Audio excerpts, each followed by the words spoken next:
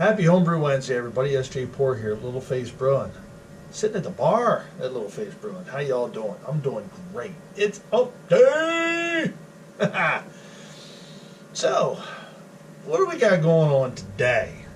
Well, I'll tell you. I got two beers sitting here that look pretty similar in color. One's a little bit dirtier than the other. One's a homebrew, one's not. But what they are both the base recipe are the same. This one is Sierra Nevada's Resilence Butte County Proud IPA. This is the beer that was brewed to support those impacted by the campfires out in California. I brewed this recipe by Sierra Nevada in Delaware for the Tribute Brew Day. And I did that was back in December. And I've been holding on to this beer, just letting it sit, in ferment and everything up until this past weekend, as a matter of fact, because I wanted to hold off on kegging it because it'll be served at York's Hibernation, which is this Saturday. So if you stop by the Scabs booth early enough, you'll be able to try my version of the Resilience IPA. So this is probably going to be the only opportunity I get to try these two side by side, because my daughter, surprised me last night with a 12-pack of these, and I've been looking for them, and this is the first time that I've seen them. I have not tasted this beer. I haven't. I tasted my beer throughout the process, but I've not tasted it since it's had some carbonation to it. Now, what I did to pour this beer was I actually pulled the CO2 line off, because it's sitting up there with 30 psi, because I'm doing a quick carb for this weekend. So I just pulled the nozzle or the gas line off the top. I bled out 95% of the CO2 that was in it, and I just left enough in there to push it into my beer. So looking at it, I'm actually doing pretty well as far as carbonation levels go. It'll be fine until it comes to Saturday. So let's see, which one of these should I try first? I am going to go with the Resilience. It's going to be the benchmark beer. Cheers.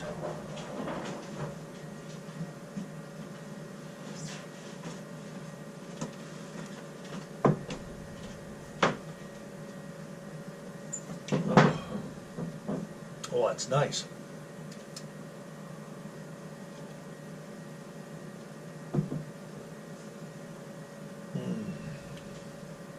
That's real nice. Nice balance between hops and malts in this one. Sierra Nevada did a great job on putting this out, and they shared the recipe out there. You can search up, just do a general Google search for Sierra Nevada's Resilience IPA, and I'll bet you can get the recipe for it. Now, this is literally the first pour off that keg, so it's going to be a bit on the cloudy side, a bit dirty. There's still a little bit of, dredge to pull up from the bottom of the keg. But overall, I'm pretty happy with that. Cheers. Let's see how close I got. The aromas are very similar. Actually, I might venture to say that mine has just a touch more aroma to it. Cheers.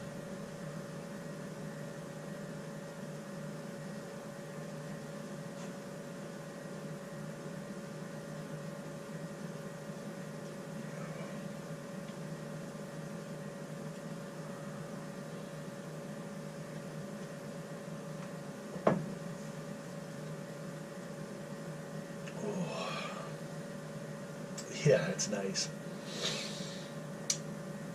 That is nice. Now, from memory, actually, I don't have to go from memory. Let me go pull my notes. From the magic of editing, I'm back. So this was 11 pounds of 2-row, 1 pound 4 ounces of Crystal 60, and that was it as far as grains go. Then it went to it was a 1 ounce of Cascade in the boil for, this is actually an 80-minute boil. 1 ounce of Cascade for 15 minutes. 1 ounce of Centennial for 15 minutes. Then I did 1 ounce of Cascade and 1 ounce of Centennial in a whirlpool for it. So predominantly Whirlpool and Cascade. But I also, see if I noted it down on here. I actually did another ounce of, I think it was, it's 3 ounces in the dry hop, I believe. And I think I did, I didn't write it down. I did,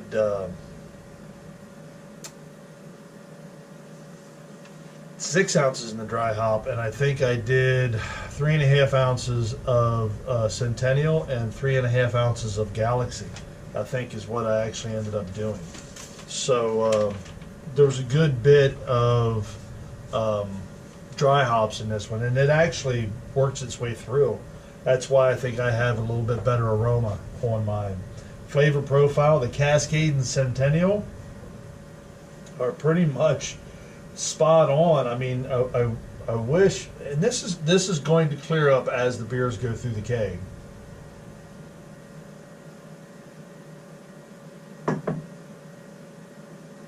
That malt, yeah, it's nice. There's a nice sweetness there. I actually had an original gravity of 1060, and I had a final gravity of 1.006. So this is a nice sized beer. This one's thinking right upwards around 7%, 7.5.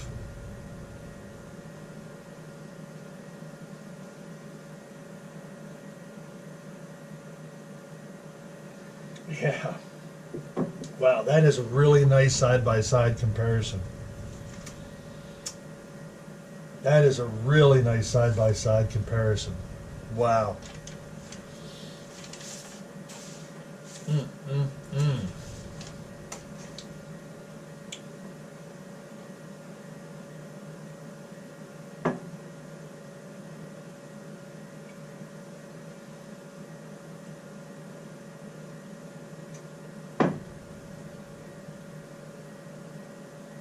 They are so similar.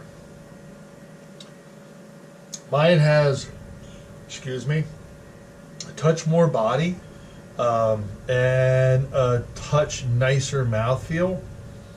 The Sierra Nevada is much more crisp. I am looking forward to serving this at hibernation. Wow. Super nice. And look at that. I mean, pretty nice lacing left on the glass for the very first cloudy pour where I'm pouring up any of the dregs that are, you know, laying in the bottom of the keg. Color wise, you know, if I was to clear this one up, they're pretty much spot on. This is a recipe that I'm probably going to brew often. I am not going to change it much at all. So, wow, nice. I want to, you know, put a big shout out to my daughter Bailey for getting this, so I had it to actually compare the two with. So that's really cool. And shout out to Sierra Nevada for putting this out, putting the recipe out there for homebrewers to try. If you've not brewed it, go and find it and brew it. I mean, it is well worth it. And if your homebrew store, you know, your local homebrew supply store, you know, you never know, they might also contribute some of the proceeds, you know, to the cause for the campfire victims.